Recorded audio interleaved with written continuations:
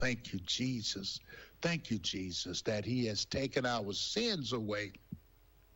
The enemy will pull up your sins in front of your face, and he will dangle them and say, look what you did. Look what you said. Look how you acted. Look how you treated that person, and you call yourself a Christian.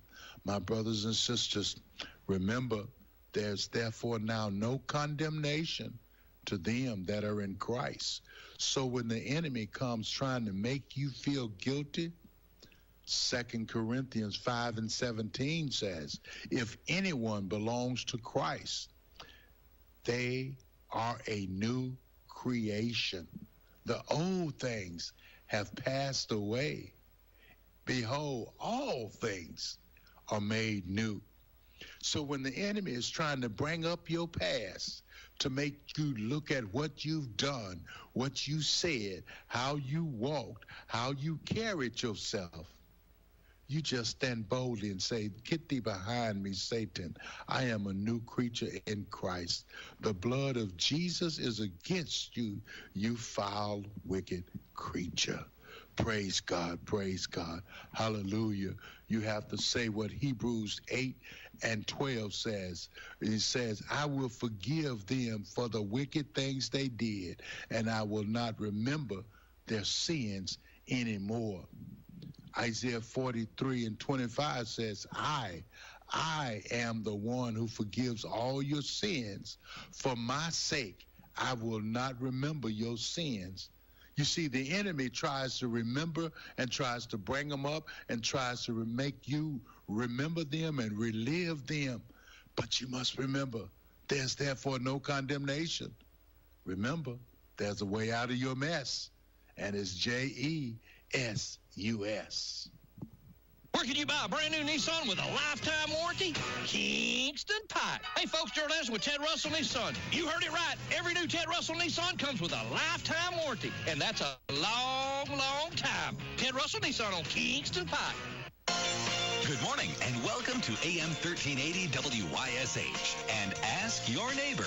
Ask Your Neighbor can also be heard and seen on our website, WYSHradio.com. And if you are in Anderson, Roane, or Morgan County and have Comcast cable, you can watch Ask Your Neighbor on BBB TV Channel 12. Ask Your Neighbor is the program where you call in and do just that. Ask your neighbor. Do you have a comment? Do you have a problem? Or do you have a question? Then call in and ask your neighbor. 865-457-1380 or toll free at 877-711-4005. And for those of you that might be listening on the internet, you can email from our website, WYSHradio.com. Just click on the Contact Us button and email your questions. Now sit back and listen as listeners throughout East Tennessee and the entire world answer your questions on Ask Your Neighbor on BBB TV 12 and AM 1380 WYSH. Good Thursday morning, everybody. It is Thursday. That means it's David West, Stars and Stories, the Kaz Walker Show. David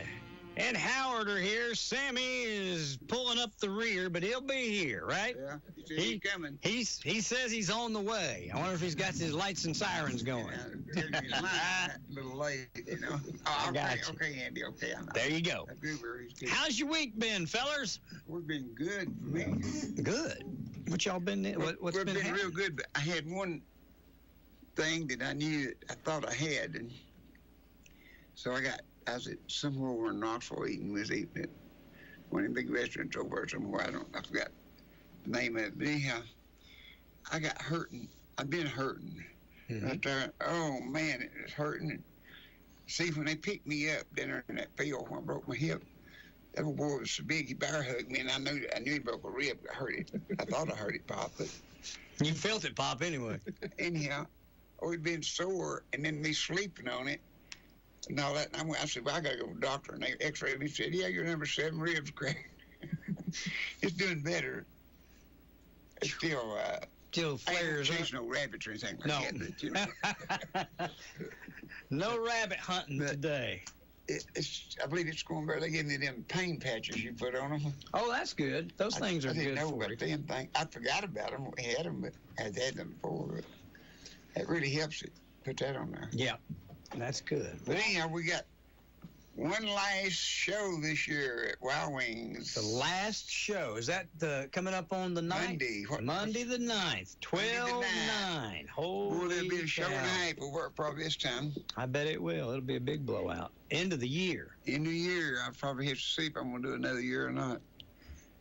I tell him, like Marshall Andy told him, this guy walked up and said, I'm going to book you all for next festival. He said, son, you just don't understand. When you get our age, you don't book us next year. You book us for this year, because he said, we don't buy green bananas, we don't eat nothing spicy. And one other thing he done, he said, don't eat nothing spicy, don't take no green bananas, never trust a Heineberg. That's what it was. He said, that's just the way it is. That guy just can't look and grin.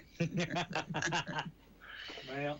But you just don't know. But anyhow, they'll want me to do it another year, so I guess maybe.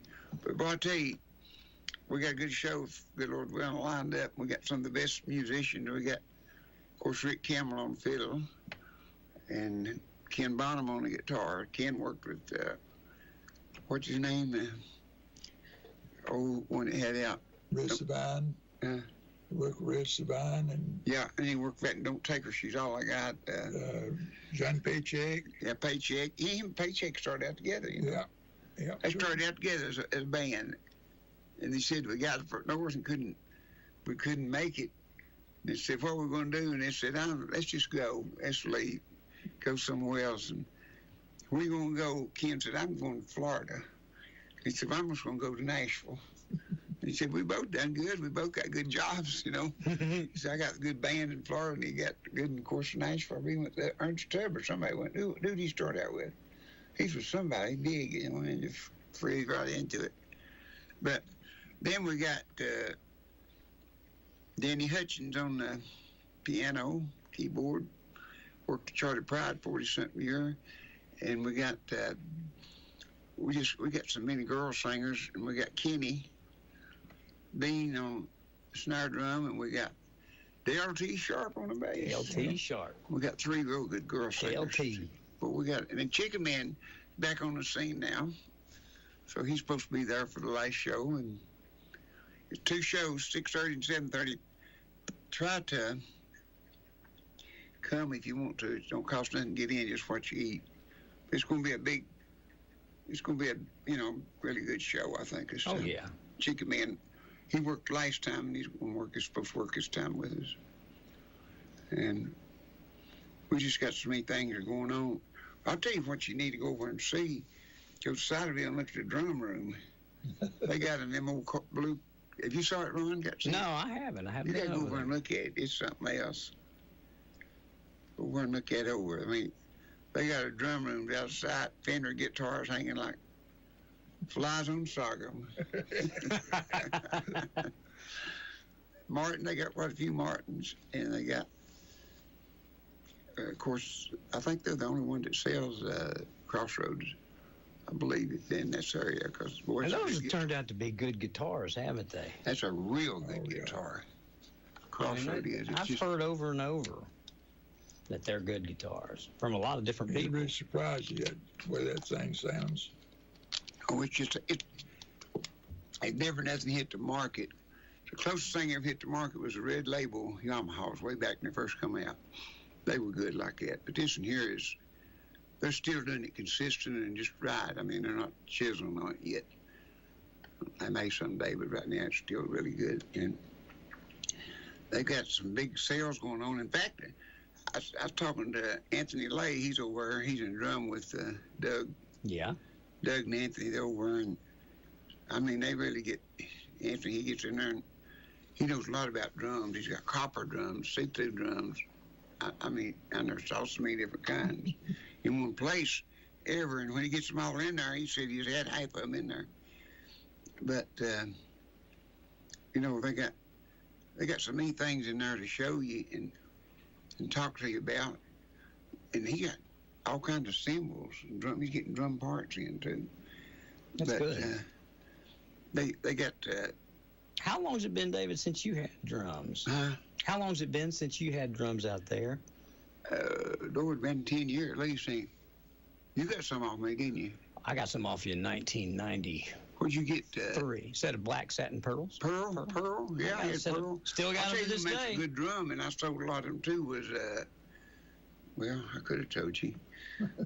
It's Gretsch. Oh yeah, Gretsch, they're good drums. They're selling hot. Gretsch is hot sellers. They got Gretsch over there too. All Gretsch guitars, jet stuff. But that was a really a good.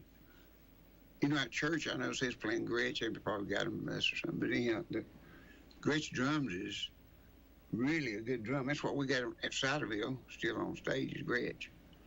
They give us a set way back years ago, and I mean, they're just tough as nails. But that Pearl was good, like you got. Oh, yeah, they're very good drums. It was real Pearl good. Was very good drums. Go over and see them all.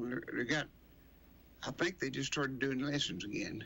So if you get some, we need to do some lessons, and they go in there and look it over. It's something to see. Now, they opened up the front door where I had, that was a tailor shop, and they moved out, so they took the whole building now, and they got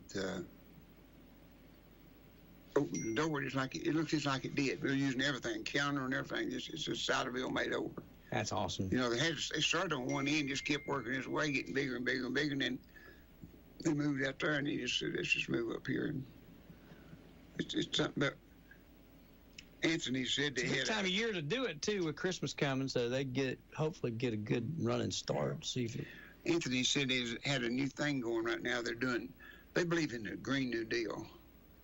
Bring in the green and they'll deal. Mm-hmm. There you go.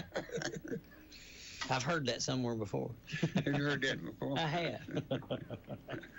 I was telling Howard a while ago, the thought for today is how to save money. Okay, how to save money. Yeah. We're listening. Don't buy nothing you want, just buy what you have to have. That would save money. Save money, yeah. And another thing in business, they'll say, I sold that too cheap. And I heard somebody say that, and I was sitting there talking. He said, I sold my Martin $2,500 too cheap. And I said, well, let me ask you a question. Will you give $2,500 for it back? No. I said, no, you didn't sell it too cheap. There you go. That's exactly. If you sold it, and if you go back and pay more for it you sold it too cheap. Yep.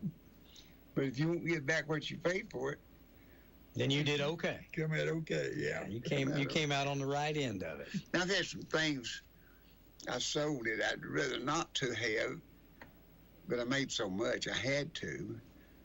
In fact, my first truck, I was going to keep it forever, but anything you get like that, there's some guy going to come along and offer you 5 times what it's worth. Mm-hmm. That's what I meant. But I'd have kept it.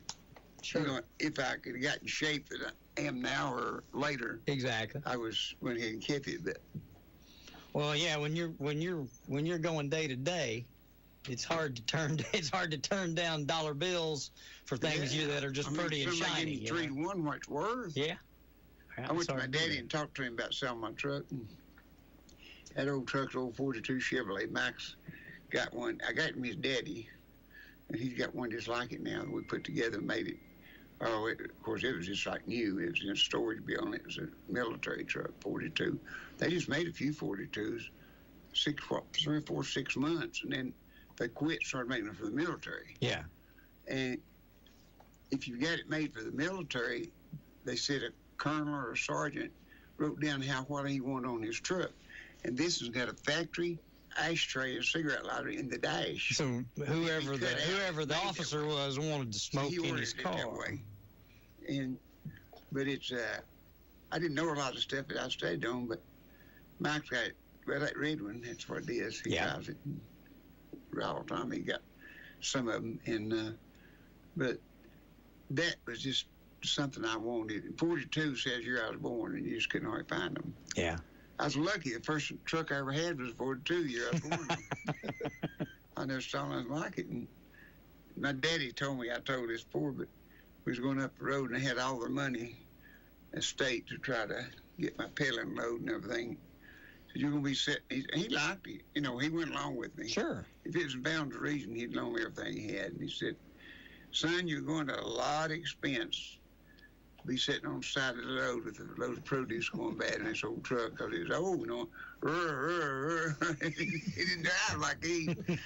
And he said, because he had a more modern day one, and he thought, he forgot about them days, I guess. And I got wrong. He wanted to forget about those days. I got on top of that hill up there, and I looked over those streetcar. Used to be an old streetcar beer joint over there. I looked over there. I didn't tell him nothing because he's usually right, you know. Mm-hmm.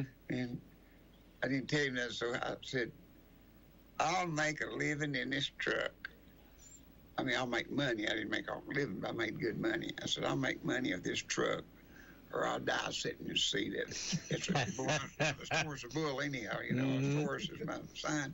Me too. I started making it. This is really interesting. I drove that truck for about 4 years, I guess, and all I ever spent on it, I bought one used battery back in for $1.50, and 50 cents for 2 cups to go in the back wheels back there. Me and Tom, my cousin, put them in. One set of cups. That ain't bad. I didn't know how to do no mechanic work. Me and him would just tear it down, put it back like it come out, you know.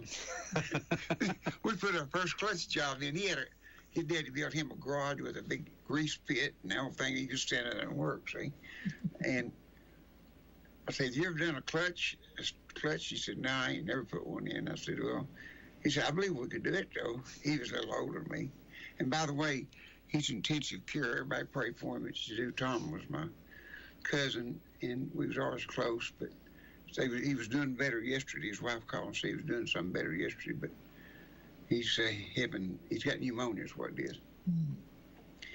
And, you know, he worked at that, like in steam plants, and got a lot of that stuff in his lungs. He's a Boilermaker, wasn't he, David? Boilermaker, yeah, you know where the bad stuff is at. Yeah, it's asbestos. Yeah. All the cut your lungs insulated with it. I mean, that's just what it was them days, because that's the best thing I had. It just eat your lungs up, didn't it? Cut them. Just breathing it would cut your lungs. Oh, Lord. It's bad stuff. It is bad stuff. You can't see it, and you can't even smell it or nothing, you know. You just walk around where they're working with it. Airborne, and you just breathe it in. And, you know, it's dangerous to the whole country. Oh, yeah. I'll tell you something that I can't figure out, though. I don't know who we got up at Washington smart enough. 7 of them drones over area that they shouldn't been on, and nobody knows where they come from. I mean, what are we going to do if they take a no-shoot missile over here on us? They can't find out where a drone comes from. Did you see that on the news? 7? No. Oh, 7. You saw it, didn't you? Yeah. 7 drones, and they was flying over military bases, and and that woman, there's a woman on news, she said, there they are, one that she's counting them off to them, and they didn't know who to call to check it out, but if they'll wait for about 40 more days, check out, they'll be checked out, all right. They may have to do it on the ground, then they'll be checked out, won't they? About January 21st, I'd say, 20th. Yeah, and I'll tell you something else is really sad. I'm not in politics, so I voted both ways, but most of my life was Democrat. But anyhow, I'm independent now. So Ron, I'm halfway. But anyhow, it's all this money we're giving overseas, and them poor people in North Carolina. Oh, yeah. Living in tents and anything they can get under a piece of canvas. Yeah. Now, that's sad. Yeah. The Bible said charity starts at home. That's what I always figured. That's what Jesus said, and I guess it's good enough for him, it's good enough for me and you. Exactly. I mean, them poor people out there, that showed them the houses blown away, washed away, and they got $750 a piece with them. Yeah. We'll give you $750. And an immigrant comes across the border, gets credit cards, and I don't know what all. I mean, we're in a bad shape. Gets a credit card, gets a cell phone, all free insurance. Hotel. And everything, yeah. Place to stay. Yeah, New York City, the Roosevelt Hotel, they've taken it over. Veterans living on the street. Yeah. That's the sad part right there. Yep. What Pete Higgs said, he said he wouldn't have quit. He wasn't going to back down. He said, I didn't back down Cambodia. I didn't back down Iraq. I didn't back down Afghanistan, and I will not back down now. I don't care what they say, what they think they got against me or whatever, but... well, You know, you turn over enough rocks, you're going to find something on anybody you look for. And then once you become... one up there. No. I guarantee you. Now, Jesus said, let he without sin cast the first stone. Exactly. And I'll tell you this, too. When you get elevated to a position like that, and he's a young man, people will come out of the woodwork. Oh, yeah. And especially people who would prefer that it be them. And people on the other side of the aisle that would prefer it would have been their party. So there's a lot of things that have to be taken into consideration. You know, I remember when the Republicans accused Bill, Hillary went on television and talked about it was a wild right-wing conspiracy and all lies, and how they were just targeting Bill. And you know, it's true, the sides that they do target each other. That happened to be true. He was messing around with his interns. But the reality of it is, when you're elevated to that point in life, people are going to shoot at you, and they can take something very small and turn it into something very big. Yeah. But I'll tell you this much. If you've got skeletons in your closet, you don't want to be named in one of those positions, because they're going to climb up, in, and all around you. Uh-huh. And I have a feeling if it was something that was detrimental to him, illegal or wrong, he'd have went away by now. But if he sticks with it, if he's done something, they'll see it, find it, and if he ain't, then they'll see and find that he ain't. I think it was something when he was, he went with a 17-year-old. There's never been no charges ever brought against him. He'd been investigated and done. Essential and all that. Yeah. And even after she turned 18, they still dated and went together, you know. Yeah, so. And then I think maybe he drank some beer, whatever, but yeah. Lord, you float a battleship what them people in Washington drank. I guarantee you that. The parties they have all the time. But no, I'm like you. You ain't got no guilt. You cast the first stone. Yeah. Yeah. I wish somebody investigated some of them people up there. I would too. Oh, me. Man. I think they ought to have a deal that they say we're going to quit this stuff, digging up every little rat hole on everybody, because everybody has ever been on the face of the earth that does stuff they shouldn't do. I don't care who there was. Exactly. One of the meanest guys that's ever been listed in the world was David in the Bible. Absolutely. David done the worst, and he was. He had his lover's husband killed. He was a murderer. He was everything. He was one of the worst walking human beings in the world that the Lord chose to use. Just no need getting right and going to church. If you're going to have to live all your past over again, that's what you do. Repent and be baptized. That's what he told you to do. Now, I'm not saying it was right. And I'm not saying he got the right justice, but just do it for politics, just try to keep somebody from getting something. See, I think if you want to do that, that's okay. Do it that way. But first off, we've got to see who's doing it. Every politician in Washington that's in there at the presidency. You don't have to go back and get the one that's out. Let's just run them up the flagpole. Then walk up there and take a lie detector test on so many things he's not been involved in or done since he's been in office, just since he's been in office. Right. Take a lie detector test and let them start it, because the Bible says first partakers of fruit. If you're going to be a leader, you ought to be out front. You don't get behind and say, go get him, boy. That's right. My Uncle Cecil died at about 103, I believe it was. He walked with General Patton. He said, what I admired of General Patton so much, he was one of his right-hand men. He walked with him. He said, he didn't say, go get them, boys. He said, come on, boys, we're going to go get them. He led. See, I mean, he was the leader. The leader's not supposed to be the caboose. Mm-hmm. You know, I mean, you got the train that's going to pull it up there, and the engine's going to be at the front, most usually. I was watching, have either of you seen the TV series The Chosen? You ought to watch it. It's really good. It's about Jesus' life here, his ministry on earth. And last night we were watching, Matthew was a tax collector. He was hated. He was a Jew. He was born a Jew, but he was evidently what we would call today autistic. He was unbelievably smart with numbers and with chronologically keeping stuff and, keeping records. And so, 8 years old, he was taken out of school because he was so smart, and the Romans used him as a tax collector, and so he betrayed his own people to be a tax collector. And then when he met Jesus, and Jesus said, "Follow me," and he did, a lot of the disciples were anxious. He works for the Romans. He's betrayed us. And one of them was fussing at him last night, and he said, in fact, it was Peter, was fussing at Matthew and saying, "You are a tax collector, you betrayed." And he said, "You all always want to judge people by their past, but we are different, and we do different today because of him." And it just shut Peter down. It's like, that's the truth. Everybody's got a past, What we do in our past, what we've done in our past, good, bad, indifferent, it's the past.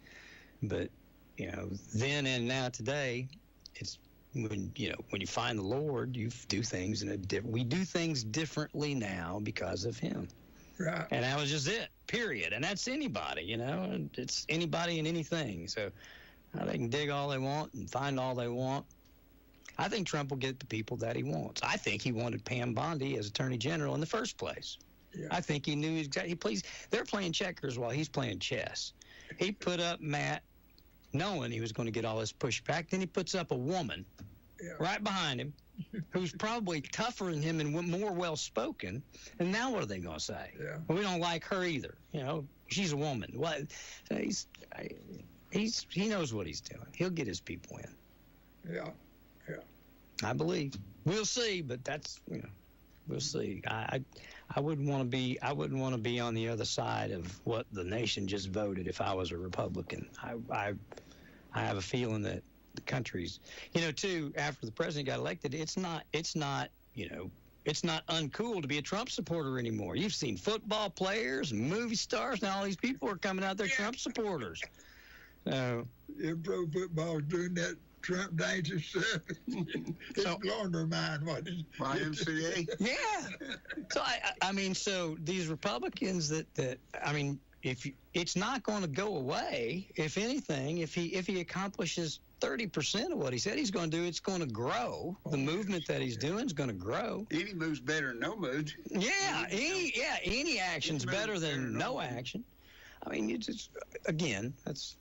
But like you was talking about, if Jesus forgives you, then who you judge somebody? That's true. That's the way I would look at it. I don't blame them. I'm like, Dave, let them. If you want to research it, but research all of them. Everybody. Every single one. Because the guy sitting there making the judgment on him probably has done a whole lot worse or just as bad. And if they do it, they won't have to do Trump. They've done him. So. Well, they've done him 4 or 5 different times, and they change it each time, trying to make it worse. Just starting him and going back to everybody. I don't See, care. my favorite president, of course, is a Democrat, Harry S. Truman. And the reason I liked it, because he stood up for what he believed. Yeah, he said what he said, he did what he said. They'd ask him, how he stood. He said, the buck stops here. And you asked Mr. Walker, did I ever make a mistake? He's a Republican. I part every brother didn't I? Said, everybody makes mistakes, but if you don't make no mistakes, you don't do nothing. Yeah, that's exactly right. Oh, he could tell you quick. And then I asked him, I said, you sued every day. He said, I've been sued every day of my life. I forget how many years for $1 million. I'm talking about when money was money. I said, don't that bother you, Mr. Walker? No, that's my long suit. Don't bother me. He said, I like to get up there in court with him. Said, I can beat him because it's crooks that's trying me. Keeps his stinger sharp. He said, you like to show him that stinger's still sharp. I don't like being sued. I've been sued a number of times. I don't like it none at all. Lord's blessed me that I've won all of them. But, the bottom line is if you're telling the truth and you're doing the right thing, at the end of the day, it may take a while, and at the end of the day, you're going to win. Period. You're going to come out on the right side of it. Win might not be the right word, but you're going to come out on the better side of it. It's just, I don't know. I think it's not only biblical, it's what our country is based on, but it's just natural. You know what I mean? It's just nature. It's just the nature of things. You do things the right way, they work out the right way. Sue me, get in line. Get in line, brother. Let's do the whole show, David. Joe do. He listens to us. Oh, Joe! He listens to us religiously. I talk to him every few days. Oh, Joe's a huge supporter of this radio station. Great friend, great guy. He does listen all the time. He calls me on trading time every once in a while. Yeah.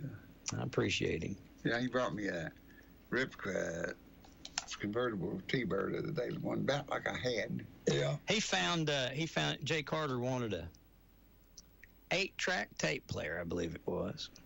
I was broadcasting up Golden Girls, and he come in and he said, "Hey, your Saturday guy Jay was looking for an 8-track tape player for his Jeep. I found one." He brought it to him. I'll tell you what I said one day here, and me and Herdstock got him, I think, the next day, or he brought him to me. Maybe that day we might have left TV here and went to his house and got, I don't know. I said, "I've got this brand new bicycle." I was down in Florida, in Jacksonville, Florida. That's where they made them, Western Flyer. And I was in the factory. And they made a reproduction of the 1951. That's when it would come out, the version I've got. And I put the mud flap on it, and it had a big flexor, and I put it back on it, and the mud flap, and them things in the wheels, keeps the wheels clean, you know. And it had things on the spokes. They've done that as a safety device now. And light burn, and I put a basket on it because I had that on mine. I had everything but the tassels that comes out of the end of the handlebars. I said, "I'm going to go over and find me something." He brought me the original. Oh, my goodness gracious. The original, old originals. That's awesome. He's had them laid back. He said, "Here you are, right here." I put them on it. I mean, you can see this real old. I mean, there's some people who just find stuff for you know what? Yeah. And you probably don't remember it, Harry probably will. Them little magnet dogs. Remember the little magnet Oh, yeah, dogs? you could push one to the other move. Yeah, I remember them. They run I around remember each playing other. them in church. Yeah. Yeah, now Japan made some of them, and America made it. Oh, your buddy up there in the Follett, that's flea market. What's his name? Scotty Kitts. Yeah. He's now the mayor of La Follette, by the way. He won mayor. He was county commissioner, and then he bumped up. He's the mayor of La Follette. Oh, is he? Yeah, and you know what he ran on? Making the flea market more available. Well, that was one of the things. That's one of the That things. he puts on a flea market. Hey, Scott Kitts does it. He does it right and wide open with the top down. Yeah. I've known him. I've known him for 50 years. So. What else he been? County commission? He's just been county commissioner, and then I think Mayor. Yeah, 2-3 terms county commissioner, and then mayor of La Follette. So. That's good. Ain't it? Absolutely. I ain't talked to him lately, but He worked for my mom. My mom ran the Sears store. She was manager of the Sears catalog store up there, and Scotty worked for her. Of course, he and I went to school together our whole life. So I told him what I wanted, and here comes 2 sets. One said made Japan. Of course, that was pretty good, you know. And the other one was made in America. It's still in a bag. I love it. I got him. I think of him when I look at that stuff. I always get thinking of stuff that I've had, and maybe I give it away or lost it. And I have to go back and I'll tell somebody what I'm looking for. But I've got more stuff they've come up with. Scotty come walking in here one day. I didn't know he was coming to see me. He come in. He's like, "Ronnie?" I always know when somebody's from Campbell County or my family. They call me Ronnie. I was like, "Well, hello, Scotty." He's like, "I was just thinking about you, and I got you something." He brought me a transistor radio from 1960. He said, "I heard you talking the other day about WYSH going on there in 1960. I said, "Yeah, it did." So he said, "Here," and it's sitting in there on my desk, and it works. He said, "It works. I checked it and made sure." Tiny blue transistor radio. Yeah, old transistor radio. It's the small ones, too. It's like they were hard to find in the 60s, you know? Hey, he said, I know what you're wanting. You're wanting them Scotty dogs. Scotty dogs. That's exactly what they were. I remember I'd take a piece of paper, and you could put one on top, one on bottom. You could move around, but you pushed them toward each other. They just go right around everywhere. Yeah. But if you get one behind the other, they turn. Yeah. We can stick our noses together. Yep. I don't do none of that backwards stuff. Kids are a little more entertained than that these days. But Exchanging deal like that. those were fun. I remember playing with them in church. I'd have them in church and play with them. Well, I used to go over to the big flea market there at Expo. Yeah. Whew, he must have 25 stalls. Ooh, He takes a big section, man. It takes about 3 people to run it. I reckon. His section's so big, but he's got. I've never been to any of his flea markets, but I know I know what he does. I've heard tell the Big following. enough there Sevierville, that 407. I mean, every weekend it is packed. I bet. I mean, yeah. And they got a big parking lot. Every slot's big. If you get out and work, there's a lot. You can make a lot of money in flea market doing that stuff. You can get out and find. The key is how you buy, not how you sell. How you buy. So Yeah. if you know how to buy, you can make some money in that stuff. Well, you know, David. David knows better than all of us. It's how you buy instead of how you sell. Oh boy, he's a go-getter. He goes wide open. Yep, he does. I never saw nothing like him. But he got on that great big one. You know, he had a tent down there. Do they still do that? It goes down. Do they still do that world's longest flea market that runs? Yeah, I think that's what comes he's down. on. He had a tent. Okay, all right. They had a tent and they had stuff, different things that I like. You know, like used to when you get a nickel Coke out of a ice box. Mhm. They had them in ice boxes first, and then they went to electric, but they still had the opener. Yeah. Royal Crown, double cover. Yeah, I know. Yeah, I I started know. collecting them things. I found one or two that I didn't have in there, and he had them. I got Pepsi, RC, double cola, I'm surprised he ain't already texting me because he usually listens to us. Scotty Coca-Cola, listens to us. he found. I got all I want now, but he had some of them. Yeah. Pepsi, 7-Up, Great Pet. See, we had a lot of those boxes, and we got ready. What we use them for, we go there and carry that real ice cold water, spring water up there. It's real cold. Pour them full. Put them watermelons. It's pretty cold, I guess. Oh, yeah. Stick a hand in there. It's cold. Yeah. I smelled it out there, you know. Yeah. You know, I smell it. And anyhow, we'd sit on it and they had some picnic tables out, and they'd cut them open and eat them right there. That's great.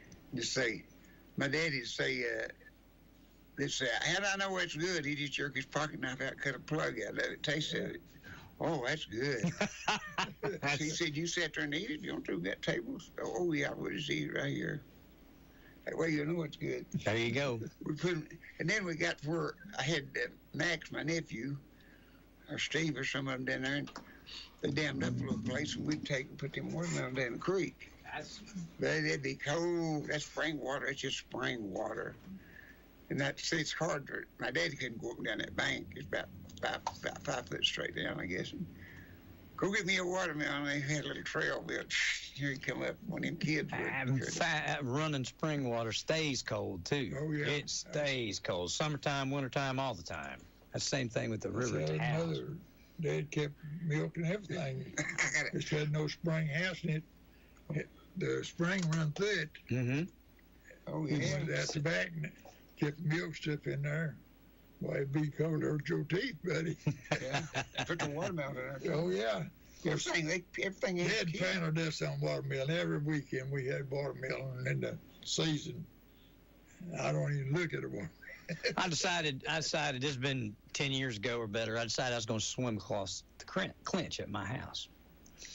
And I waded out in it. It was cold, right? But the Clinch River is probably only about 30 feet wide, the real Clinch River, until TVA flooded it. So when you get out to where the real river was, when you hit that, that's where it gets cold. Yeah. You can wade in about knee deep, and it's cold, but it's tolerable. Yeah. And you can swim for about 30 yards, 20 or 30 yards. When you hit almost dead center, holy cow! Start turning a little blue. You turn real blue. I took one of those swim noodles. You know what I mean? I was smart enough to know, I was a lifeguard for a long time. I was smart enough to know that if it was real cold, it might hurt me, and I could hold on to that and somebody come get me. I hit that water, I got across, but I wouldn't have got back. In fact, I thought about having them drive around South Clinton and come get me, but I got back. It was cold. I mean, they say 56 degrees. I don't know if it was 56 degrees, but it was cold. They are, because see, that creek behind Satterville is 58 degrees. We've checked it a lot. 58 degrees. Constant. And them kids put a dam up and made them a swimming hole, and it'd be blue in it. They just we got one big old long bathtubs. And they'd be cold as ice. They'd get in that bathtub, and two of them getting them maybe turn it over. Mm-hmm. And they'd hit mamas and whoop them. I told you not to get them clothes dirty. We got to go somewhere directly. We'd be coming out of our way coming. Well, he turned the boat over with me. And they get in that creek, and I saw Steve, my nephew, and both my nephews come out of their mouths was even blue. Well, I can remember stopping, I've told you all this, stopping on 25W, going up Jellicoe Mountain, and that water coming out of the mountain, and you drink it, and like you said, it's so cold it hurts your teeth. I don't know how cold it was, but it was cold. Yeah. That's used to be 58 over. I ain't checked it in a few years, but because I went to AC Roche, and I told him, he said, where are you going to get the water? He sold me some big units to run the water through it and cool that barn. He said, you can cool it. He said, that's just the same thing as air conditioner. If you got fans on it. He said, where are you going to get your water at? And I said, out of a creek. Where are you going to have cold at? And I said, 58. He said, you can't use that. And I said, how come? He said, well, you freeze that thing up. He said, this takes it down so many times. And he said, that's just hydrogen water will work, but that creek water, he said, you have to have very little fan if you do, because it'll freeze that thing up, trickling down through there. There's something about it that makes it get colder and colder and colder. Yeah. Radiator, you know. Yeah. Them big old radiators. He sold me some for little nuts. I guess it just keeps, I don't know, multiplying. And just as I got them in and got all the troughs for the water to run back out and all the ductwork in, just as I got that in, this guy said, I'm going to tell you how to do it. Get you some 55-gallon drums, cut and put legs on them, and set them out there where it won't flood. Sometimes it flooded, be hard. Maybe you have to drive them down the ground so it wouldn't wash them off. And put a burlap sack around it. And put them squirrel cages in there. And big old squirrel cages, it pulled it through that sack in there, insulates your ductwork. It went down to the creek. And buddy, you put that on, turned 3 of them on, it's cool, wasn't it, Howard? That's an old swamp cooler. They go down to 70 just like that. They called, in Phoenix, I had one that they manufactured called a swamp cooler. Swamp cooler, that's what they call them. Yeah, I had it on my roof. It was square, looked like I had 2 air conditioners, you know what I mean? It was square, and then it had sponge. Each of the 4 sides was like a real hard kind of water-holding sponge, and it had water run to it. And it would run water down in them, fill those sponges up, and that fan would kick on and cool your house. And since you had no humidity in Phoenix, you could do that, you know, till it got to 120 degrees. And then you had to have air conditioning. Just take it right down. Now, the only time it wasn't good if it was rainy outside and the humidity was real high. Yeah. It wouldn't do too good on that. But, I mean, on them hot days, I didn't have air conditioning. Just that, boy, I cooled it. And then, see, I didn't have the ductwork in to use this other stuff. Yeah. And this guy said, let's put these in temporary. You won't take as long to put these in. I still got one of them hooked up. Got the insulation on it. Goes right in the window. You just put in the window and it's squirrel cage, man. But, of course, I still got window units over there. In case the air conditioner go out, you got 2 backups, see? Yeah. But I'm not used the old squirrel cage things in a long time. I took most of them out, but I got them great old big window units, two, the biggest that I made. I got 2 or 3 of them in there. And you can live in there. I mean, you take it down. Not like Central Heat and Air. I got a big outfit in there, but we used them things for years when Howard's out there. Well, I remember they were still out there in the creek when we were out there. Yeah. Well, I mean, that water's cold, 58 degrees. There's been many times you've cooled it with that, and we've warmed it with that fireplace out there in the barn. Oh, they told me, Scott told me, said, that fireplace will take your heat out. So it didn't. I said, as long as it's pushing more in and it's taking up that chimney, it's going to make. And see what I done. I put that big old things there, and I put a log or 2 in it, and I throw a big lump of coal or 2 on it. Yeah, I remember. Buddy, hey, this old boy. Your shins, buddy. This old boy at work there, he said, I'm going to scorch, Indian boys, I'm going to scorch your shins tonight. They'd like to over and stand. You couldn't sit in front of it very No, I remember. Daddy, my dad, I don't know where he got it or whatever, but he bought a grate, right? And it was like a C. Yeah. And it was hollow. Yeah. And it had a fan hooked to it, and the little holes at the end of the grate. I know it. I saw them. And it would get hot. He'd kick that fan on that grate, would blow heat out of there. They had that Turn that down so we can hear you. They had that over at the sheriff just walked in. They had that over at first thing I saw was it used to be Clinton. What was it? Auto parts over there, where Gene and them run Clinton Auto Parts. I think it might have been. I don't remember. South Clinton, where they had a junkyard type thing too, and the auto parts is. Yeah, they. South Clinton, I believe, Auto Parts. I believe that's what it was. Okay. It was Gene Williams and Bob Williams running it, the two brothers. Yeah, I had never seen one of those, but boy, it would heat up our house. Oh man! But I wish I had one now for my gas fireplace. You know what I mean? Because that grate gets red hot, and I wish I had something, a fan. You know what I mean? Could blow that out. Shoot, man, you're blowing some hot air out. Yes, I am. That's where it's eating a bunch of beans. I raised up on Love's Creek. Do what? And we raised on Love's Creek Road. It ain't that long, but it's there's two creeks run through. There's one right through our front yard, then another across the road over down. Anyway, we can come out of Burlington, and you get close to that Love's Creek out there, that underpass, that temperature drop 15 to 20 degrees that fast. Oh, yeah. I mean, you could feel it, buddy.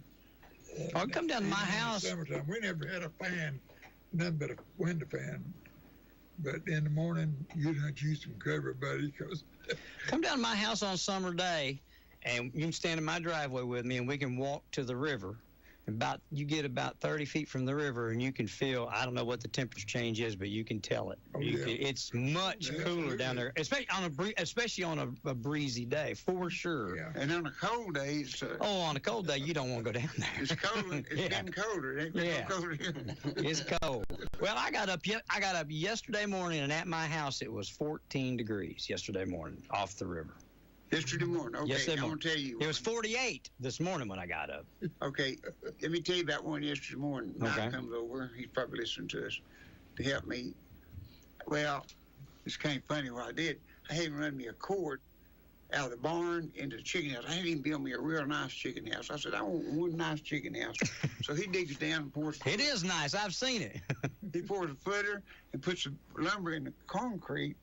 I mean, the lumber just starts. I mean, and got hard oak come out of a barn about... Chicken's got a better house than some of the folks. 150 years old. Oh, it's an old barn. And we couldn't drive a nail through it. You had to drill holes in it, put it on screws. And I said, one thing I wanted, my mom used to love chicken. I said, I want a beautiful chicken house, got a heavy mash wire. I mean, nothing could get in it. And then I built a lot. I said, you don't need them 5 high, you just need them 2 foot high. Chickens are short. And you put a top on it, and that's the best lot you ever built. Built out of that land. Oh, man, they can't get out. And we stick it down the ground, and if a possum or something goes under it, backs up, you tear his nose off, see? Mm-hmm. Skin it won't tear it off. Mm-hmm. Send him home. Well, really, might, because I got three noses last week, I believe. No, but anyhow, I told him, I said, I got in big feeders, you put a whole sack in it, and feed them for a month. I said, I got one thing in the wintertime, my water freezes. He went and found me a thermostat water heater for chickens. It's made for that. And you set your big pan on it. And I invented one after I've done bought it. And I invented one just to probably be as good, maybe better. And I put that in there. And so now we got heat in there. But what I was going to tell you about yesterday, he come in about 9:30 to start doing me some chores around there in a short sleeve shirt. I had a big heavy coat on, gloves. He wore that whole thing all up in that barn loft and ladders. He got in that cart after about 2 or 3 hours of work. I said, ain't you cold? He said, oh no. My fingertips, them's got a little cold as they used to. They didn't even get cold, but they're little, no gloves. He said, tips of my finger.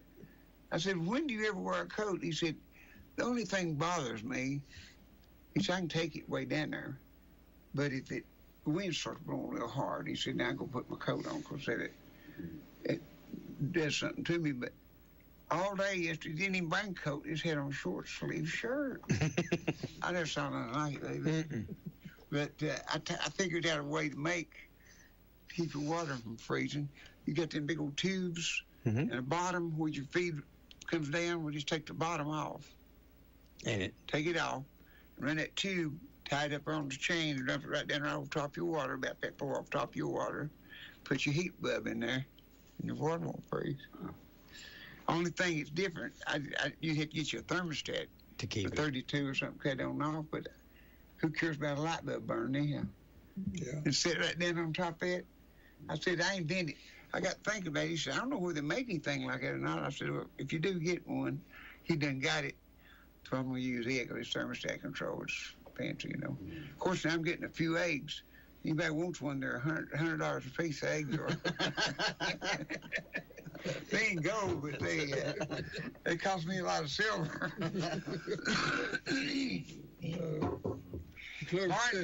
Barn, you're late. What about that late part? Buddy, I'm running crazy right now. Well, you said you'd be here.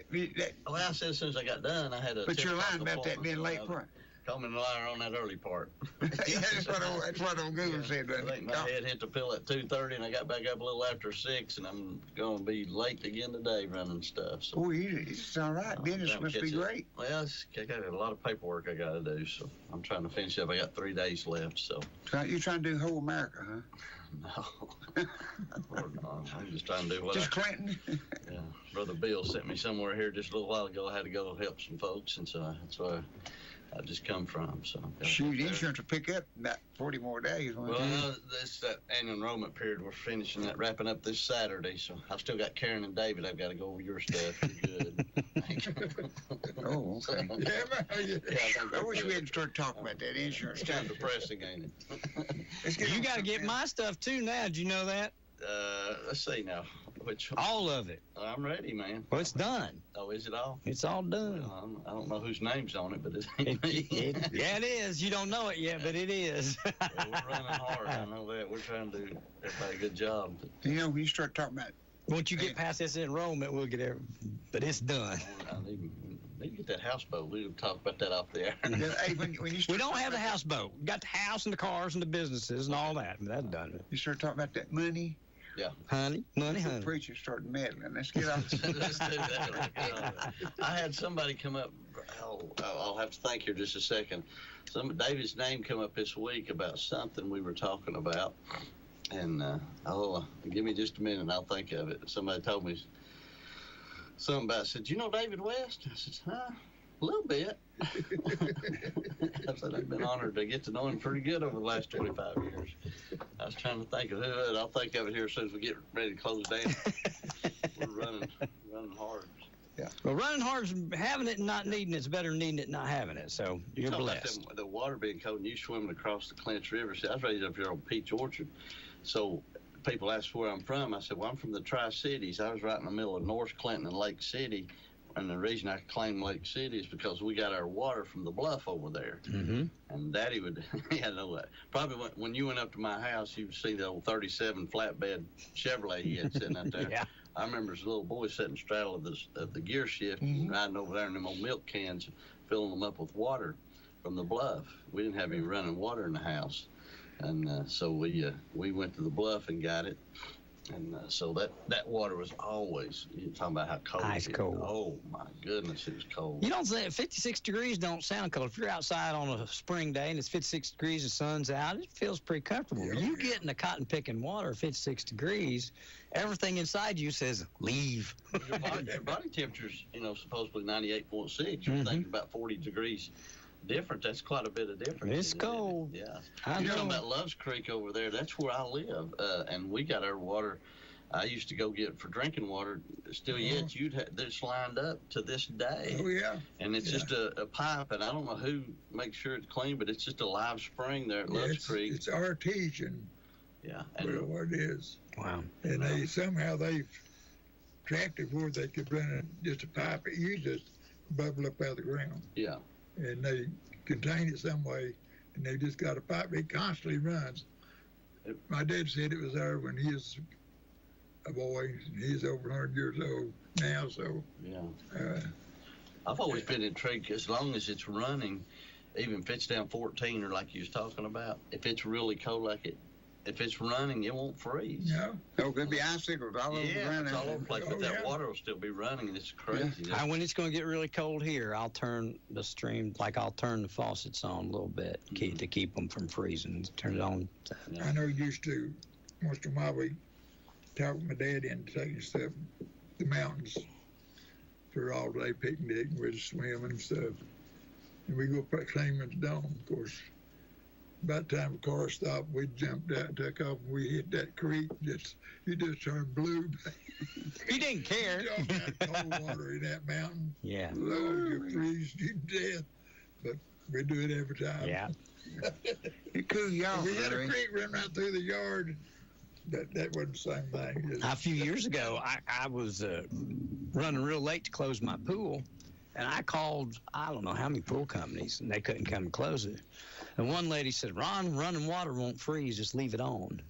And so I did. I left it on. Water comes down my slide, and it would be frozen.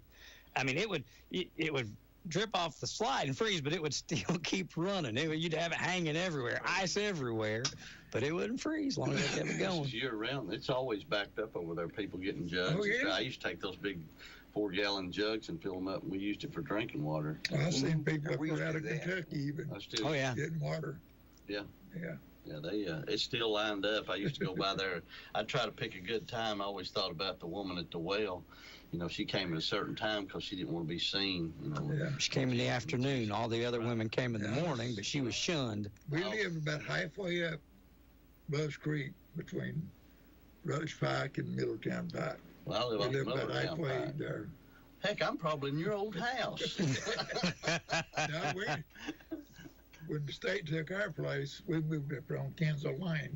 You They can't just hide, built some houses up there and they bought a place up there. you can't hide money. Yeah. I can't. What do you think I run around hired for? I We apparently bought a can. 3-bedroom house, bath and a half, with a carport like Mhm. 14.5. What do you get for it?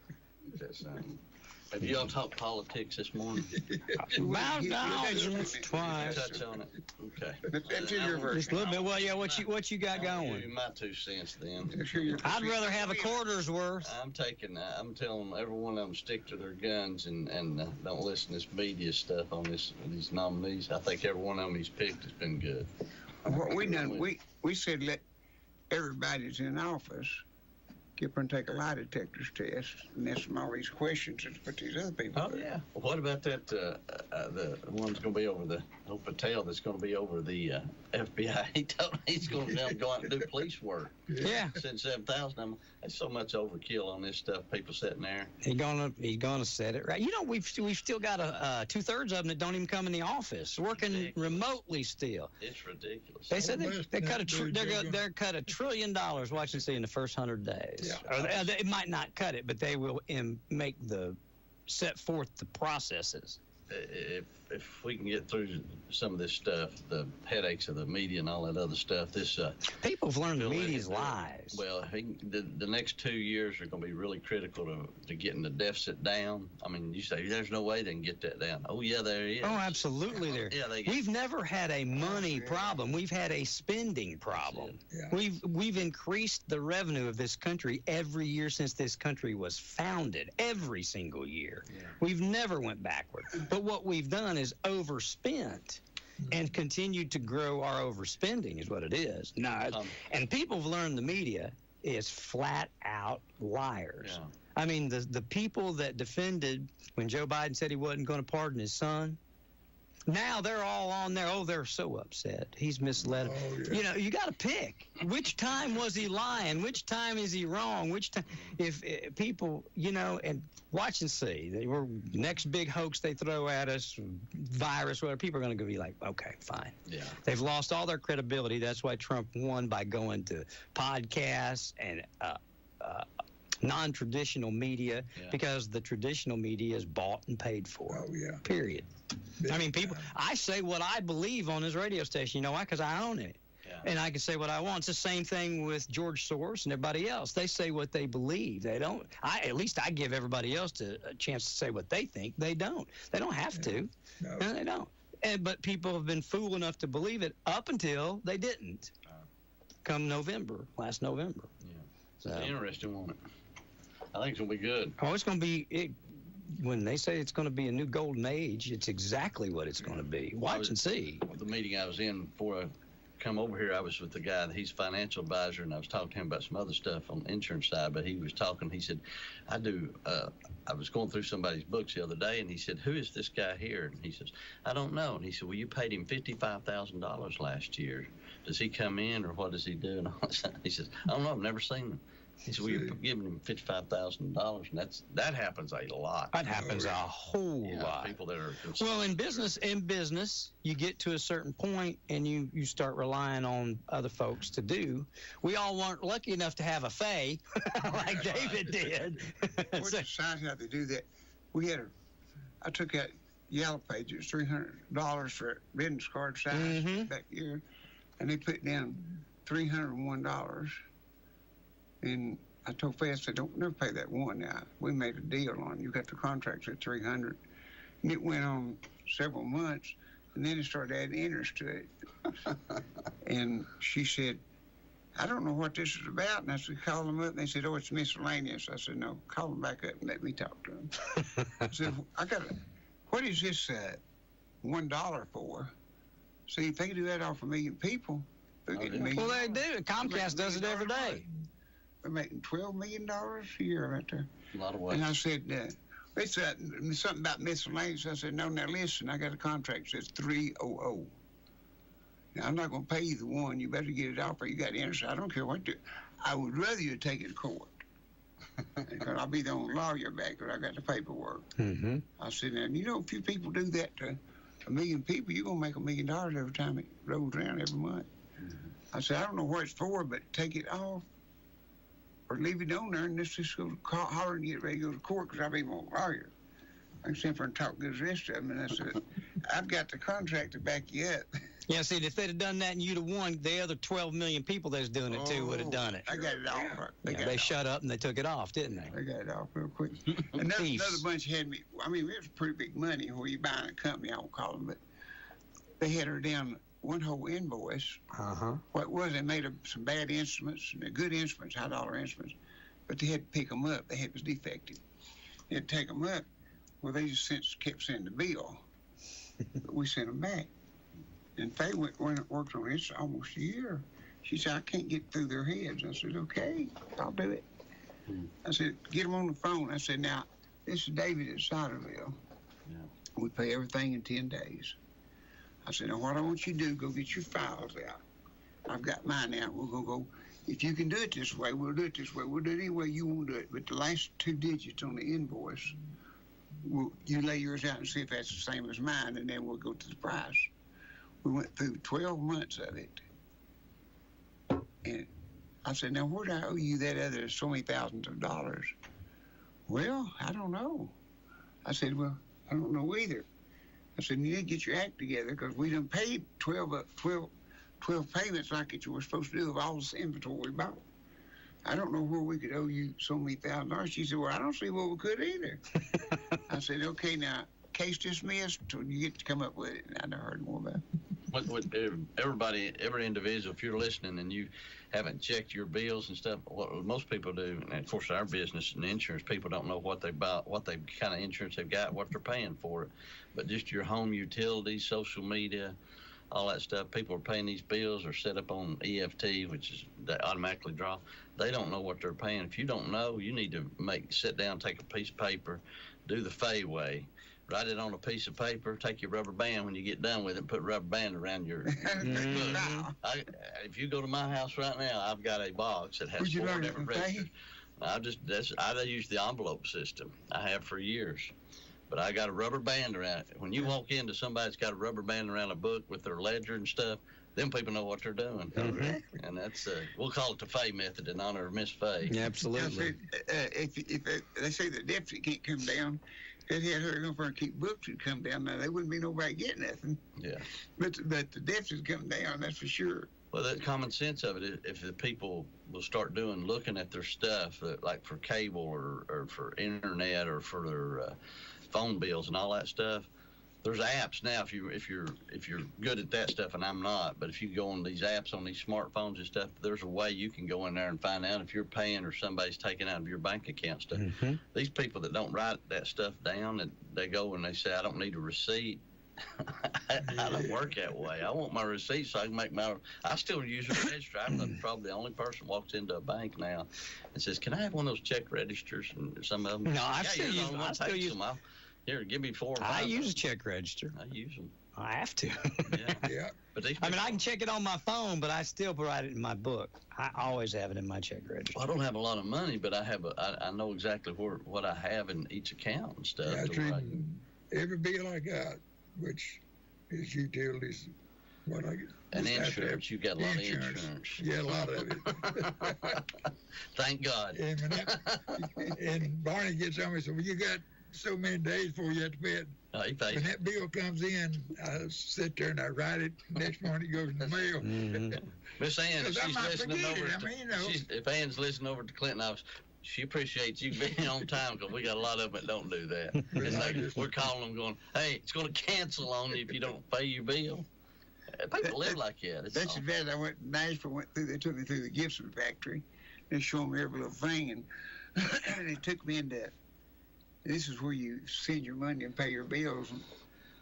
And they said, this is David WYSH side of it. She said, well, we never do. We never do seasons in the side of it. He pays so quick. Said, he just, his goes on through. We don't even get to see it here. We can't bill nobody because he done got paid. But that was, I've been in business since 1958. I've never had a check to bounce, paid a penalty, late charge, and was running debt 3 times. Boy, you're awful for these collection agencies. They can't call you. I know. I bought a car. You never get a call from them. I bought a car one time to the finance company. It was one of the things I owed for. Yeah. I owed for a building and that, and I borrowed money from my friends. I'm talking about through a finance company. But when I did, it was 2 years, and I told my mom I got making a little money. I said, pay. She went to church with people who had finance. I said, pay this off today. The guy said, we ain't loaning him nothing else. I said, that's what we make our money off the interest. To tell him he can't have no more from us. I thought. So I waited till they pulled out and got a little bigger. And I told my sister Faye, I said, tell them if they need to borrow $100,000, I'll loan it. See what you do. You're the opposite of what most of us. We're paying interest where you're receiving interest. Mm-hmm. Yeah. That's what my dad said. You don't need to be going that way. It needs to be coming this way. What's the Bible say? To the lender, to the borrower, the lender, the borrower is a slave to the borrower is the slave to the lender. That's right, and it's true. It's true. He said told the money changers to double it. Yeah. And I was working. We financed one car, and I got to looking what interest. So when I retired, I drove some money out of my 401, paid off. I told her, I said, if we ain't got the money to buy it, we'll do it till we get money. I ain't financing nothing else. Mm-hmm. That's insane, Howard. You can't get by that nowadays. If I don't got the money to pay for it, I don't need it. But you're outliving your means is when we do that. And in our country as a whole. We have to. I mean, when you're retired, you don't pay a lot of bills on them little checks you draw, I tell you. I ain't retired and I'm in the same boat, brother. Ditto. Yeah. No, that's good. But I never had a credit card, but any time I had to rent a car, and they wouldn't take my cash, and I had to get a card to get her a car to drive work. I told her, I said, you ever charge anything on that card? When that bill comes in, you get to be paid in full. If we don't eat that week, that's fine. That bill's going to be paid. I ain't paying no interest on no credit card. I went into one of the big places, bought something big, like a big air compressor. I don't know what it is, 2 or 3 things. They said, we got a thing going today. They said, on anything you buy so much money up, said, if you'll fill out for a credit card, let us fill you out for a credit card so you get $50 off of the order. Well, I thought, well, shoot, that sounds pretty good. So they wrote it all out and handed me a ticket. And I said, okay, now who'd I pay for this? They said, you done paid for it. And I said, paid for it? Well, I ain't giving you no money yet. I was going to buy it. They said, no, it's on that card. So you open up a credit card and said, it's on that. And I come back, I told Paige, I said, call them up and pay this off right now. I got me $50. So she sent her a check, paid. I never did own one in my life. Good deal. Well, That's why you're successful, you are. Yeah. That's what they'll do to you, buddy. Mm-hmm. Yeah. You save so much, you save 30% if you get on your card. Well, they know that most people will let it lapse. But my wife, sometimes she leaves the shop anyhow, and she'll use the card. Mm-hmm. I said, now write a check for that. Yep. This girl told me she said that she was paying on washer and dryer. I said pay $25 a month, and I said, look and see how much that thing come down. She's in high. She had stretched way edge on her. She paid them $25, and it only come down $5. Oh yeah. Did you see? 20%. It's 24 to 30% on credit cards. So what happens is the Trump is going to do. I think he's trying to suggest maybe maximum amount that it can be 10 or 12%. Mm-hmm. And if they do that, well, them credit card companies, they're going to lose a lot of their profits they've had. But at the same time, it would help a lot of those people that's way up there in debt. Yeah, credit card debt. They're in with a lot of the DC people. Credit card companies. It's like our debt. You never get it paid for. All you pay is interest on interest. Yep. Hey, these people told me they owed so much, and they owed nobody. They couldn't pay themselves out. They won't know if I had to loan money on property so they could get caught up. And I looked at their financials. I said, "You ain't got one way out. What is it?" I said, "Take a bankrupt clause." I said, "You're never gonna get paid." Yeah. Well, I can't do the bankrupt clause. The law said, that'd ruin my credit. I said, that's what ruins your credit. My daddy said, credit is a poor man's enemy. He might get needing it and use it. What do you think after you open the credit card and you run it up, you start getting a bunch more stuff in the mail wanting you to get another one? Yeah. Oh, yeah. Yeah, they get addicted. I got them in my dog's name. Oh, yeah. I've had them send them to my dog. Emma Meredith has qualified for $50,000 of credit. And you went over and said, did you do this? Yeah. She said no. No. What kind of day you having? Fred Smith had a talking dog, and he said, he took him in this place, and so I got a talking dog, so I'll let him talk for you. You give me a beer. They said, make him say something. He said, Fred said, how's the weather in your outside, Rover? He told that guy, I said, ask him something. How's the weather outside? He said, rough. He said, that's okay. I said, ask him another, and and he had 2 or 3 barking answers, and said, he said, you ain't no talking dog. Said, he just picked me and him both up, threw us out there in the parking lot, and said, I was trying to get the gravel out of him, and he said, Rover looked over and said, if I knew it was going to be nasty about it, I would have said that.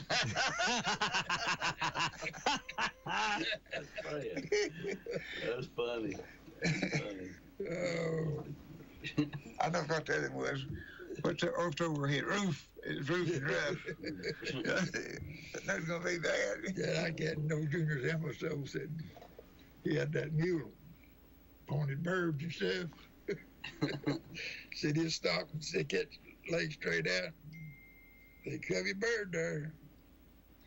Oh, I said, that old mule said, he knows where all these birds is. Said, let's take him over on my place across the river. He said, oh, Lord, we can't do that. I said, why not? I said, Lord, because he lives to fish and he never going to get across. I'll tell you what, somebody told me about the dog business. He said that this man's looking for a good CNI dog, and said this fella had said, I got a good CNI dog to sell for $10. He went there and he said, buddy, he said, not only that, said, he's worked with a lot of people. Said he's worked with the bomb squad, and said he's worked with the police department. And he went there and he said, what's that $10 dog you got? He said, he's laying back there in the shade tree, and he went back there and he looked at him and said, boy, you sure are a pretty dog. And he nodded his head thinking. He said, I heard you was a CNI dog. He said, yes, sir. He said, talking dog. That's what I said. I got talking. Yes, sir. And he said, I heard you work for the police department. Yes, sir. I said, I dug out crime. He said, what big thing did you ever do? He said, well, they finally sold me to the airline people, and said, I was on this plane and I sniffed out a bomb and saved hundreds of people's lives. And he said, what are you doing laying back here? He said, well, I got old and they retarded me. And he went up front and said, what do you take for that dog? He said, $10. He said, how come you selling him so cheap? He said, he told me what all he done, saved people's lives with the bomb. He said, worked for the police department and all. He said, that dog tell you that. He said, that lying dog ain't done nothing. That ain't right.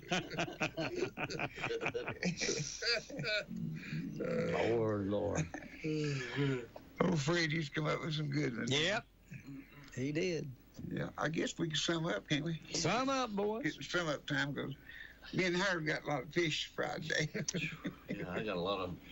You get a lot on your plate too. Oh man, my plate's running over. I'm not I complaining. got some good news this week. My urologist doctor that I've been going to said, a few minutes sent me a letter says he's no longer with us. We need to look into that for you. So they're not taking it after the first year or the the doctor. urology.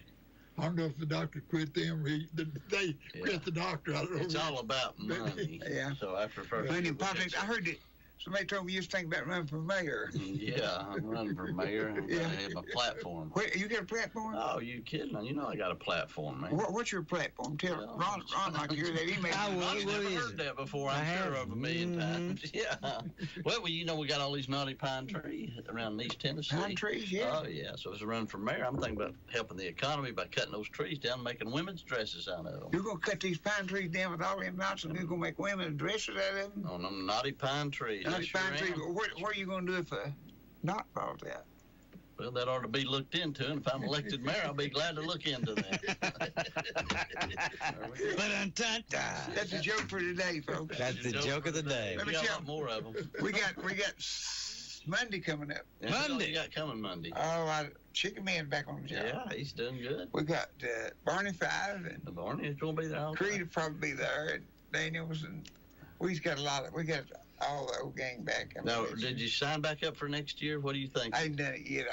They want me to. I probably I'm will. sure they do. I'm sure they do. I thought I'll that- tell you one thing about They David, come out he there- brings people. They told me something. Raise your prices, Dave. Just raise your price. They come back there and told me the people's over it said we've watched every show being here and said you all put on the most professional show we ever saw in our life. I said, well, thank you.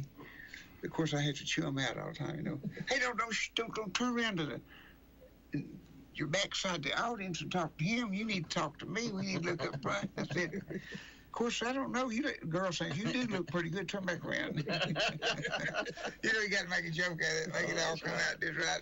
I don't know. I'll just tell you right now, I don't know which end do y'all want to see. Heads or tails. No, you come. You always bring a bunch of people with you, so that's good. I'm Okay, sure they enjoy we that. should have a big show. Doug will be doing the sound, and I mean, it'll be our last one this year. Yeah. It'll be the Christmas show. We'll probably do some Christmas songs. But anyhow, remember Doug is having his double-header show this Saturday night. The double-header, I think, is this Saturday night. He puts on a show and a half. He said yesterday, they're selling tickets right and left. He said last time they sold out and they put in extra chairs and stuff. That's awesome. So he's doing real good with it. But the double-header show Saturday night at Ciderville, they just do that so many times, maybe once or twice a month. But anyhow, if you want to see a big drum store, go over and look at the drums. Anthony Lay's over there. Doug's over there, and me and Howard will probably be over in a few minutes. I said check them out. And So stop. I hope Steve. I hope everything's working out. Rick, we're going to go to Jefferson City and see Rowdy. He's in a nursing home. Oh. I'd love to see him. Tell Rowdy I said hello, please. Okay. We'll go up to see Rowdy, and I was sitting over at Steve and Alma's the other day. I'd called Steve. I was trying to help him. Alma's checking their stuff, and I said, "Yeah, I still got to go see David and Karen too, make sure theirs is good." But I was sitting there and I saw Doug walking up with a banjo come to your house. Did he Get get an him old a good one? 54 Gibson. Oh wow! He said he looked the numbers up. I never had saw one just like it. It was real. It's a real thing. Somebody That's traded stick. in. I think so. Oh wow! Boy, But that's a fine banjo. Old time I seen race. He it said it was a 54, wow. but it could have been. I don't know. I didn't keep up with him until about 63. That's when I forgot my first good Gibson. I'll tell you what it was. I was thinking earlier. There's a video of Bobby and Sonny. It's early, and they're singing Rocky Top. And when did it come out? Early 60s, mid 60s? Yeah, it's late 60s. Okay. When it come out in that somewhere. video, and I was looking at it, I'm thinking, I wonder if that's the same banjo that David owned at one time. No, I didn't get. It was the one right before that. They'd done Ruby, then Ruby and Della Mae, because they had it in the case, all the songs they'd recorded with it. And Sonny come bought his D45 for me, and he took it out and looked at it. And there's Sam and Kirk McGee on the wall, and he said he had one just like it. He said there wasn't many of them made because it had a serial number on the neck and on the body. It wouldn't been nothing been changed. He said there wasn't many 5-strings sold back in the 20s because it's all Dixieland music, it's old tenors. Yeah. He said very few 5-strings was made in the 30s and 40s. What's that 54 bring? What would it be worth? That banjo? Yeah, the one Doug brought up there to you. That's probably $4,000 or $5,000 in that category. I've got one I might sell. I bet you do. One or two. It's gold, I think. Just because Earl Scruggs' signature and they make but 62 of them, I think. Wow. I'd probably take 25,000. Yeah. Chicken feed. Yeah, chicken feed. I'm picking a Martin. I pick a Vega. And the first show I played it on was for Ron Meredith when he was running for mayor, I believe, or something. Was it? We had that there at the Senior Citizen Building. Okay. You had a big feed there. Out the pavilion. Yeah. This boy that Mike Campbell's son was picking banjo a little bit, and he said, let's take the two banjos now. I'm going to play this Vega. It was made for Gibson. Martin had bought them out, 1962 model. VIP Star, it was the best they made. Star Vega, VIP. Wow. And I said, now, we ain't going to take no two banjos. That's too heavy. You can take my Earl Scruggs or that, and whichever one you want. He said, I want to try this now. I'd owned it before and sold it to a guy that really tried to be a banjo picker, and he died. Before he died, he said, told his daughter, said, you like guitar? Said, take this to David and swap it to him for a Martin guitar. And this guy that worked for me had found the thing somewhere, and he told me it was good, but I was in fast lane. I couldn't stop him. Nothing wasn't good to me, but just trying to sell that stuff, Mm-hmm. And I took it over where Ron was having a show, and I started the show, and he said, here, I played it, and I said, man, this thing is real. And I sold a lot of them as real. If I just played them, I could have got a lot more money out of them. I sold at another group, I'll tell you about it in a second. But anyhow, I played that thing, and we went and done TV that night, and I played it, and I said, I'm going to look into this thing. This is good. It's one I played over yonder. Well, every time I played for you, I played. It was such a good banjo. When I was playing it at a big theater, a Paramount Theater, and this guy come and wanted to buy it, and I said, I said, it's probably worth $5,000, but I don't want to sell it because I just like it. And it is a super banjo. I never did like Vegas, but now Osborne and Sonny played like Vegas to start with, and Earl Scruggs did. They played it in the middle of that, but the one that Sonny had, boy, that was a knockout banjo. This guy in Alabama called me and bought it. Well, they had it over and they was trying to sell it. Larry was. He just cutting up. He didn't really want to sell it, and he said, I need some bids on this banjo. Sonny Osborne told what all they had it in paper, what all it done. Had original case, everything original. And they said, somebody said $6,500. And I thought, I'd like to have that. And I said, $10,000. Everybody backed off, and they said, would you give $10,000 for that thing? I said, yeah, right now, if you want it. He said, you're going to get it. He said, I'll bring it to you. And he come out there and give it to me, and bought another high-priced Gibson. And I told Ron to sell it. He got balled out of it. Sonny Osborne chewed me. He chewed me out. Till once he let me get a word in edgewise, I said, well, Mr. Osborne, I got this from David West. Who? Okay, never mind. And he was buddy, and he knew it. Larry was my buddy, too. Larry told him one time, said, David's two hero banjo pickers was me. He saw me on Cass Walker, and he heard you. And said, we're two of his favorites. And then he'd come stay with me. They said, boy, he liked you, because he won't stay with nobody 10 minutes. He come out there and stay with me in Luke. And We bought his D45, and he just come out and sat around one of his telltales. Last time I saw him, I had to go play a show that night. I couldn't stay very long, but I'd be talking to somebody, and he'd hit me with his cap. He's in our funeral home to see this guy, and he'd say, "Come here a minute. You remember them shows we played back with Bongo and Buster? You know, see, the same booking agent. They'd either book Bongo and Buster and Osmond or Bongo and Buster and Rastandy's because they get Bongo and Buster because it's 28 channels of television. They had more advertisement. They had to have advertisement. And that, boy, he'd tell me all about them banjos, and I sold it to a guy in Alabama. And this guy met there to pay me for it. He said, I got something real high. I told him what it cost him. I forgot now. And he said, I'll give it to you, but can I meet at your store? Because I got a real high dollar Martin guitar, and this guy wants to meet me there and buy this guitar, and then I'll give you the money. So he did. He went back to Alabama, and this old scene, finished the wall from and everything, he took it and had refinished, put the detuners back on it. It's identically. And then he went and let Sonny have it. And then Sonny sold it to Byron Robbins. He and our man, I don't know how many thousand it probably went 20, 25,000 in, I'd say. And he come in here. The strange thing about it, Byron said, I got a banjo, don't you try it? I said, I got it. I got it. Well, we had him down here on the radio with us. Yeah. Oh, yeah. And I took that banjo and sat in my barber chair, and I started picking that. That's my banjo. That sounded like that Sonny Osborne banjo I had. And he said, but I knew it was brand new. I said, play that. And I said, that sounds like Sonny Osborne banjos. It's one of them kind. It's as good. He said, that is it. He laughed. He just wanted me to see if I could tell it. Oh, yeah. I said, buddy, the reason I didn't like it that year, I mean, I liked it, but the reason I didn't want to pick it all the time, it had a real little bitty neck, and I was used to the standard neck, see? Mm-hmm. And they made them, I guess because Dixieland, they played them, some of them with straight picks. They had little necks on them. But I sold it to them, but we had some good time with some of them banjos.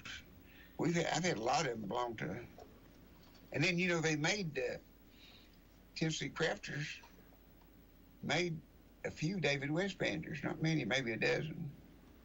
And I had one here a while back, and somebody drove for miles. I believe in Alabama or somewhere, heard he put it on the internet. Doug got it, and he sold it. Somebody come from Alabama and got it. He said, buddy, I didn't think I'd ever get one of them. And then another one come in, he traded for. I got it and let John Alvarez have it. He said, I won't buy that banjo bad. And I said, well, it's mine, so I'll let you have it. He said, I want it for two reasons. One, it's a great banjo. And number two, because it belonged to you. He said, I just want that banjo. So I said, I'm glad you got it, so I know where it's at and I can see it. See it on top, David WYSH. Inside I had to sign them inside the stickers inside, you know. But that's a good story on the banjos, I guess. Well, I love to watch Sonny pick. It's Sonny. He's so smooth, man. He play guitar chords, you know. Yeah. He played it. I do some of his stuff. There's a real good banjo picker died last week, Bill Grimes, and he was super good. And he come to these haul watermelons there in the 60s when I just first started picking. The big old trucks and big old Chevrolet trucks. Now, everybody come from Kentucky. That's when, before the interstate, had a big bird on the hood of the truck. All them Kentucky people. He said, the guy called me the other day that was in the clique to tell me Bill had died. And he said, they had them big old trucks, and we had the first thing we done is drill a hole and put us a bird on the hood. So that had to be in Kentucky. They had red and green and blue and big trucks. Boy, that's nice. And all of them shined. Oh, they haul coal, they haul watermelon. They'd usually bring coal down and dump it, go on down to Georgia and get a load of watermelons, and it'd stop both ways. And he'd pick with me. And I said, would you do something for me? And he said, yeah. I said, show me Sonny Osborne's roll. He said, well, I use it a lot. And he showed me how Sonny picked.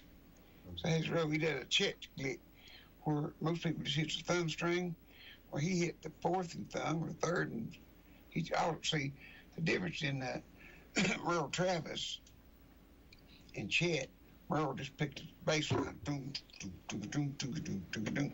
He played on the top string. Well, Chet started rotating it. So he played his own bass lines. This is different, but 9-pound hammer, if you listen to it, Chet style and his style, you can tell what difference in. And he showed me how he done it. He said, he's rotating like Chet Atkins. And so I said, I have to learn that. It took me 2 or 3 weeks. I said, I was going to get that. Figured it out. And I got it. And then he done that stuff like, do-do-do-do-do-do-do-do-do, you know, memories. Yeah. Oh, he had some stuff. Out of his world. He's a bluesy banjo player. Yeah, and then he got him a 6-string banjo and then a 7-string. I found an old CD 2 or 3 weeks ago, the songs I had wrote. Oh, I got that new gospel one out too, and I played a lot of electric on it. A bunch of electric. I didn't know. I forgot. It's been so long since I had one of them. And I found it on a cassette and had them print up a bunch of them. They're going to have them sell at Ciderville. But it's all gospel. It's called David Luke with Shouting Music. Huh. And it's got all shouting music on it. Oh, cool. It's going to be good. And but anyhow, we did a lot of Sunday stuff. I started learning it. I didn't use it, but just on, you know, maybe a time or two in the song. Right. I didn't use it like, try to play like Sunday because that's his style.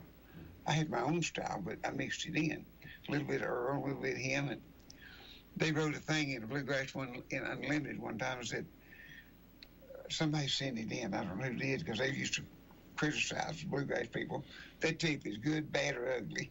And when mine come back, I didn't know somebody put it in there, and it said, a new banjo picker on the block, David WYSH, from the Bonnie and Buster Show or something of that sort, said, you won't know what class of banjo picker he is. Said he went and got him a drum. See, Luke put drums on some of that big band stuff. Said he's went and got him a drum player and a fancy guitar player, but he plays between Don Reno and Earl Scruggs. This guy said, that's the 2 big ones, eh? That's the 2 biggest. You're going to be between 2. That's 2 to be between. He said he plays between Don Reno and Earl Scruggs. He has a style he's worked out between them, but it's some of that sunny stuff I put in it, you know. Good company. Well, I played a little bit of everybody. I just liked it. If you done a lick I like, I'd use it. Mm-hmm. I didn't want to pick like him. See, most people take Don Reno and pick just like him, or Earl Scruggs and pick just like him. We all got him. Yeah. And this guy asked me one time, I was playing, he said, why don't you pick like Earl Scruggs? I said, why don't he pick like me? I like my style. Yeah. And this woman come up to me and she said, all my life, I have hated a banjo. And she said, I heard you and said, you pick so soft and that stuff you do. You sound like water running over rocks. I never heard that before. That's a pretty good compliment. Nice and peaceful. She said, I love a banjo. I don't like hearing, but I like hearing you. She said, it sounds like water running over rocks. She's a pretty good singer. Smooth. And, you've opened with water. I'll tell you, one of the biggest compliments I guess I ever got was, what's that opera singer were? Mary Costa. Mary Costa. She was at a show where I done, and she's talking about it. So I got back home, one of them big bands that me and Luke done. She'd been on several shows, just comes to sit and listen to us with Marshall Andy and different ones. And so I just mailed her one of the big band because I knew she liked big band. She called me up. She said, David, it's Mary Costa. I said, yeah. She said, I played you and Luke's CD. She said, it's the best I've ever heard. I've never heard nobody could play those songs like Misty and You Light Up My Life and what's that old thing? Sleepwalk and all that. We done a really big band one. She said, this is so beautiful with horns and things on it. Said, I've watched you all a lot, but I never thought in my world you all could play that kind of stuff.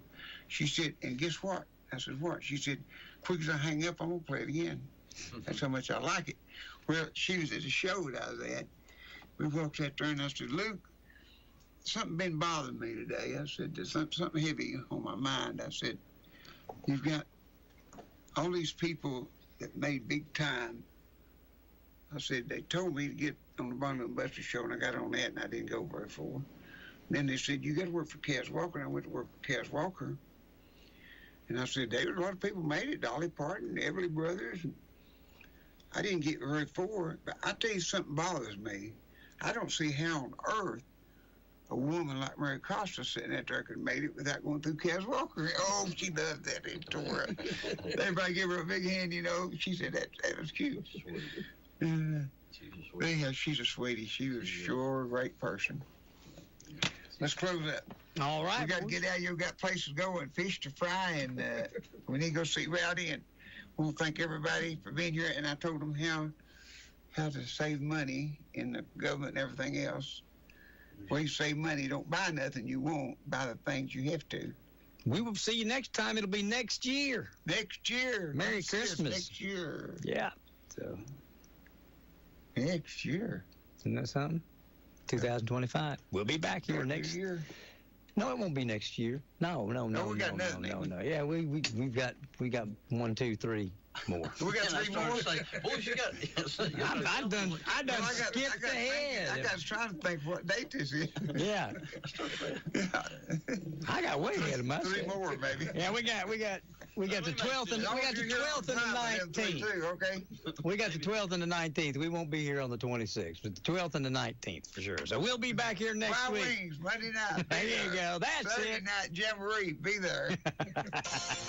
Thank you for listening to AM 1380 WYSH and Ask Your Neighbor.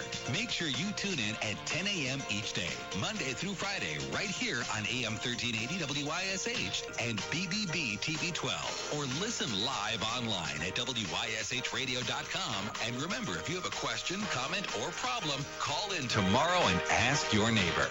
Or